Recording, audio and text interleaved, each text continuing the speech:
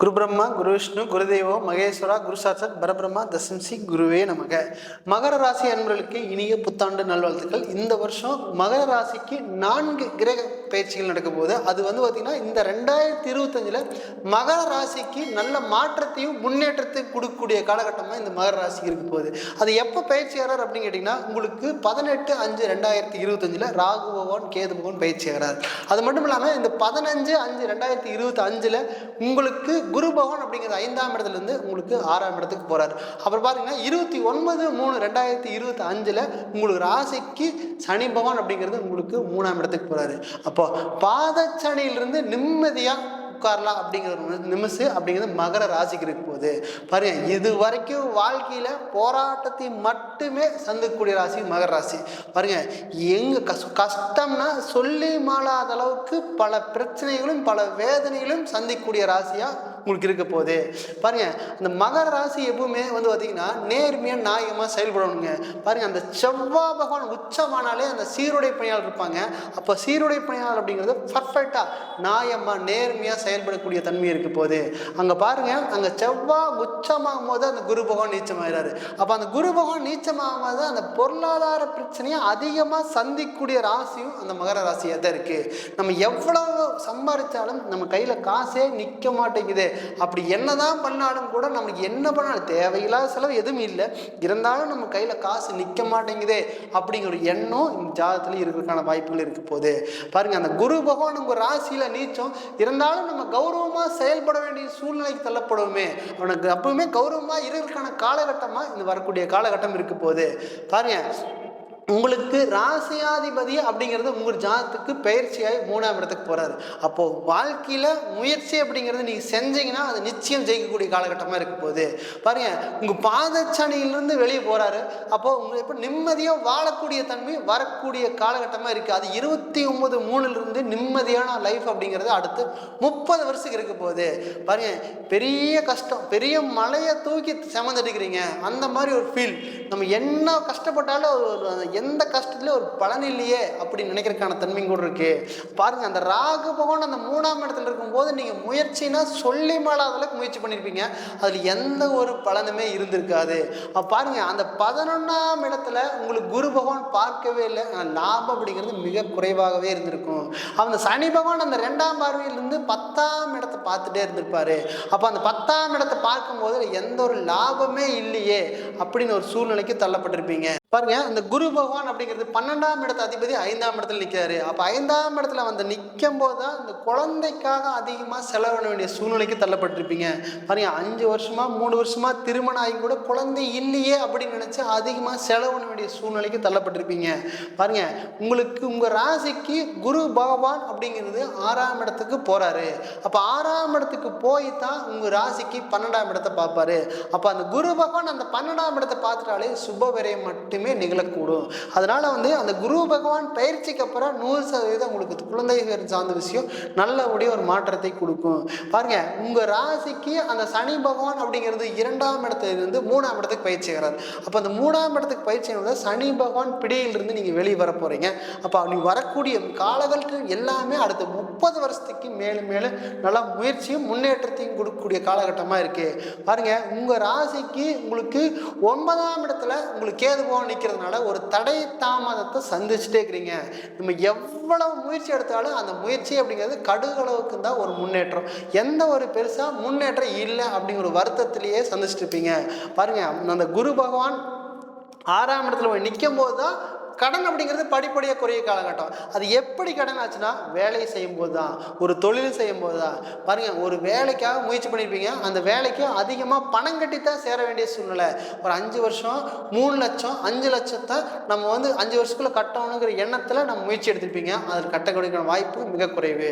இல்லை, ஒரு வேலைக்கு போகும்போது கம்பல்சரி பணம் கட்டி போக வேண்டிய சூழ்நிலைக்கு இருந்தாலும் கூட அந்த வேலைக்காக பணம் கட்ட வேண்டிய சூழ்நிலை இருந்திருக்கும். அப்போ அந்த பணம் உங்களுக்கு பெருசாக சப்போர்ட் பண்ணுறதுக்கான வாய்ப்பு இல்லை. நீங்கள் போகிற இடத்துல வருமானம் மிக குறைவாக இருக்கும். பாருங்க, அந்த சனி பகவான் அந்த 2ஆம் இடத்துல இருந்தாலும் வக்ரமாக இருக்கிறதுனால நீங்கள் நினச்ச மாதிரி லைவ் அமையலையே அப்படின்னு அந்த வேலையில் ஒரு பிரச்சனையாக இருந்திருக்கும். இல்லை, ஒரு தொழில் செஞ்சுருக்கலாம், அந்த தொழிலில் லாபம் அப்படிங்கிறது மிக குறைவாகவே இருந்திருக்கும்.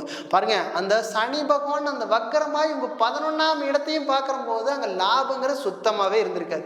அந்த வக்ரமாகும் போது ஒரு பிரச்சனையை கொடுத்துருக்கு. வருமானம் கட்டு, லாபம் இல்லை, கடனும் அதிகமாயிடுச்சு, நம்ம என்ன முயற்சி எடுத்தாலும் அதில் சக்ஸஸே இல்லையே, இந்த வாழ்க்கையை வாழலாமா வேண்டாமான்னு ஒரு எண்ணத்தை கொடுக்கக்கூடிய காலகட்டமாக கடந்த காலகட்டத்தில் போயிருக்கும். அது மட்டும் இல்லாமல் உங்களுக்கு 9ல் கேது பகவான் இருந்துச்சுன்னா அப்பாவோட உடல்நிலைக்காக அதிகமாக செலவு பண்ண வேண்டிய சூழ்நிலைக்கு தான் இருப்பீங்க.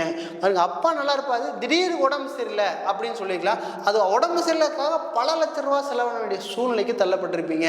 அது மட்டும் இல்லாமல் பாருங்க, அண்ணன் தம்பி தங்கச்சி எல்லாம் இருப்பாங்க, எனக்கு அப்பா எந்த சப்போர்ட்டுமே செய்யலை, எல்லாமே தம்பி தங்கச்சிக்கு அக்காளுக்கே கொடுத்தாங்க, எனக்கு எந்த ஒரு சப்போர்ட்டுமே இல்லை அப்படின்னு சொல்லக்கூடிய காலகட்டமாக கடந்த காலகட்டத்தில் இருந்திருக்கு. ஏன்னா அங்கே 9ஆம் இடத்துல அந்த கேது பகவான் நிற்கிறதுனால அப்பா உங்களுக்கு கருத்து வேறுபாடுகள் மிக அதிகமாக வந்திருக்கும். பாருங்க, அந்த கேது பகவான் பயிற்சிக்கு அப்புறம் அப்பா கிட்ட ஏதாவது பேசிங்கன்னா சும்மா பேசி வர்றதுக்கான சந்தர்ப்பம் இருக்கு. அப்படி இல்லாட்டி கூட உங்களுக்கு வர வேண்டிய பங்கு நிச்சயமாக வரக்கூடிய காலகட்டங்கள் இருக்கு. அப்படி வரலனாலும் வருத்தப்படவே வேண்டாம். பாருங்க, உங்களுக்கு சனி பகவான் நாங்கள் வெளியே போனதுலேருந்தே உங்களுக்கு நல்ல நேரம் தான். அதுக்கு மேலே வரக்கூடிய காலகட்டம் ராகு போன அந்த 2ல் நின்றுட்டுன்னா ராகு சம்பந்தமான தொழிலை செஞ்சிட்டிங்கன்னா வாழ்க்கையில் முன்னேற்றம் மட்டுமே அடைவீங்க. ஒரு நாளும் கூட பின்னடைவே கிடையாது. ஏன்னா வருமானத்தை குறிக்கிற ஸ்தானத்தில் ராகு பகவான் நிற்கிறார். அந்த ராகு சம்பந்தமான தொழில் செஞ்சிட்டீங்கன்னா வாழ்க்கையில் பின்னடைவு நிச்சயமாக கிடையாது. அப்படி தான் சொல்லணும். பாருங்க, அந்த ராகு பகவான் அப்படியே வாரி வழங்கி கொடுத்துட்டு போயிடுவார். எல்லா பேர் புகழ் நிச்சயமாக கொடுக்க போகுது. அப்படி தான் சொல்லணும்.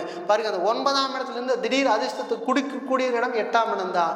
அந்த 8ஆம் இடத்துல அந்த கேது பகவான் நிற்கும் பொழுது மனைவி மூலியமாக ஏதாவது பண்ணிங்கன்னா நிச்சயமாக திடீர் அதிர்ஷ்டம் அப்படிங்கிறது கேது பகவான் கொடுக்காம போகவே மாட்டாரு. ஏன்னா கேது பகவான் போல் கொடுப்பார் இல்லை அப்படின்னு பழமொழி, அப்படிங்கிற நிச்சயமாக குடிப்பாரு. பாருங்க, இது வரைக்கும் திருமணம் ஆகலை அப்படின்னா 100% அந்த கேது பகவான் 8ஆம் இடத்துல வந்து நிற்கும் போது நல்லவர்னா, படித்த பொண்ணா, நினைச்ச பொண்ணா, நல்லபடியா நல்லவர்னா, வசதியோட படிப்போட வரக்கூடிய காலகட்டமாக இருக்கு. அப்போ இதை மட்டும் இந்த காலகட்டம் இந்த 4 கிரக பயிற்சியுமே உங்கள் வாழ்க்கையில் திரும்பி பார்க்க முடியாத அளவுக்கு வளர்ச்சி கொடுக்கக்கூடிய காலகட்டமாக இருக்குது. பாருங்கள், 6ஆம் இடத்துல குரு பகவான் போய் நின்னாலே வாழ்க்கையில் கடன் அப்படிங்கிறது ஜீரோங்க. எத்தனை கடன் இருந்தாலும் ஜீரோ ஆகக்கூடிய காலகட்டம் இருக்குது. பாருங்கள், ஒரு இடத்துல குரு பகவான் பார்த்தாலே கோடி நன்மை. குரு பகவானே 6ஆம் இடத்துல நின்று போகுது. அப்போ தொழில் மூலியமா, நண்பர்கள் மூலியமா, வேலை மூலியமா எவ்வளவு கடன் வாங்கினாலும் கூட நிச்சயமாக வரக்கூடிய காலகட்டங்களில் அடைக்கிறதுக்கான சந்தர்ப்பம் இருக்க போகுது. அதை நல்லபடியாக பயன்படுத்திக்கங்க. அது மட்டும் இல்லாமல் இந்த ராகு பகவான் அந்த 2ல் நிற்கும் போது நினைச்ச மாதிரி லைஃப் வர்றதுக்கான காலகட்டமாக இருக்க போது. பாருங்க, வெளிநாட்டில் வேலை இழந்துட்டு வேலை தேடினாலும் கூட இந்த காலகட்டம் நல்ல காலகட்டமாக இருக்க போகுது. பாருங்க, இந்த ராகு பகவான் அப்படிங்கிறது சனி பகவான் உங்களுக்கு கொஞ்ச நாளைக்கு பார்த்தீங்கன்னா இந்த 3ஆம் மாதத்துலேருந்து 5ஆம் மாதம் வரைக்கும் ஒரே காலகட்டத்தில் இருக்க போகிறாங்க. அந்த காலகட்டத்தில் நீ இடம் சம்பந்தமான விஷயத்தை நீங்கள் எது தொடாமல் இருக்கிறது மிக சிறப்பான அமைப்பு. இல்லை, நான் இட சம்பந்தமான பிரச்சனையும் தொட்டினீங்க, அதில் ஒரு பிரச்சனை பெரிய பிரச்சனை கொடுத்துரும். அப்போ உங்களுக்கு 2 வருஷம் 3 வருஷம் அதில் ஒரு பிரச்சனை இல்லாமல் போகிறக்கான வாய்ப்பு இல்லை. அது எப்போ பாருங்கன்னா உங்களுக்கு இந்த 30/29/3/2025 சனி பகவான் வந்து மீன ராசியில் இருப்பார். அதே காலகட்டம் அந்த 18/5 வரைக்கும் அந்த சனி பகவானும் மீன ராசியில் தான் இருப்பார், ராகு பகவானும் மீன ராசியில் தான் இருப்பாரு. அப்போ இந்த காலகட்டத்தில் அந்த வரவு செலவு, வெளியூர் பிரயாணங்கள் தவிர்த்துட்டா நல்லது. இல்லை, வெளியூர் பிரயாணங்கள் பண்ண வேண்டிய சொல்லியிருந்தால் இரவு நேர பயணங்களை தவிர்த்துட்டா மிக மிக சிறப்பாக இருக்கும். ஏன்னா அது மூலியமாக ஒரு நஷ்டத்தை அடைய வேண்டிய சூழ்நிலை இருக்கும். அப்போ இந்த காலகட்டத்தில் அந்த ராகு பகவானும் சனி பகவான் ஒரே காலகட்டத்தில் இருக்கும் பொழுது நீங்க கவனமா செல்வீங்கன்னா அம்மாவுக்கு, அப்பாவுக்கு, உங்களுக்கு, உங்களோட உடம்பு, குழந்தைக்காக உடம்பு சரியில்லாத சூழ்நிலை மட்டும்தான் உருவாகக்கூடிய காலகட்டமா இருக்கு. அப்ப இந்த காலகட்டத்தில் மட்டும் கவனமா இருந்துட்டீங்கன்னா அடுத்த வருஷம் 2025 உங்க லைஃப்ல மிகப்பெரிய மாற்றத்தை கொடுக்கக்கூடிய காலகட்டமா வரக்கூடிய காலகட்டமா இருக்க போகுது. இது நல்லபடியா பயன்படுத்தினா மட்டும் போது மிக சிறந்த காலகட்டமா இருக்க போகுது. இது பாருங்க, இது வந்து எல்லாம் கோச்சார பலன் மட்டும்தான். உங்க ஜாதகத்துல அந்த ராகு பகவான் எங்க இருக்கிறாரு, குரு பகவான் எங்க இருக்கிறாரு, கேது பகவான் இருக்கிறாரு, சனி பகவான் நல்ல நிலைமையில் இருக்கிறாரா, நல்ல இடத்துல இருக்கிறாரா பார்த்துட்டு நீங்க முயற்சி பண்ணினா வாழ்க்கையில் நிச்சயம் முன்னேற்றம் வரக்கூடிய காலகட்டமாக இருக்க போகுது. பாருங்க, உங்க ஜாதகம் பார்க்க விரும்பினால் கீழே கொடுக்கப்பட்டுள்ளனை தொடர்பு கொள்ளலாம். நான் உங்களிடமிருந்து விடைபெறுவது தரணிதாசன், பாரம்பரிய முறை ஜோதிடர் மற்றும் வாஸ்து ஆலோசகர். நன்றி, வணக்கம்.